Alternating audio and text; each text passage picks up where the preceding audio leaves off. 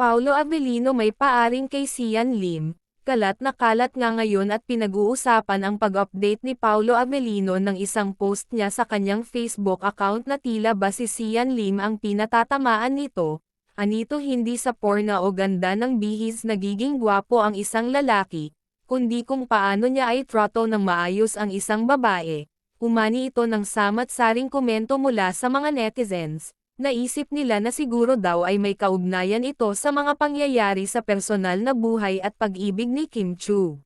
Mukhang patama ito kay Sian Lim, komento naman ng iba, na naging dahilan upang lalong pag-usapan at buhayin muli ang mga intriga. Subalit reaksyon ng ilan, siguro daw ay nais lamang ni Sian Lim na gamitin ang pangalan ng dating kasintahan na si Kim Chu upang muling lumutang ang kanyang pangalan dahil meron siyang bagong proyekto na ginagawa. Matatanda ang si Kim Chu talaga ang mas higit na popular, meaning si Kim daw talaga ang nagdala sa kanya.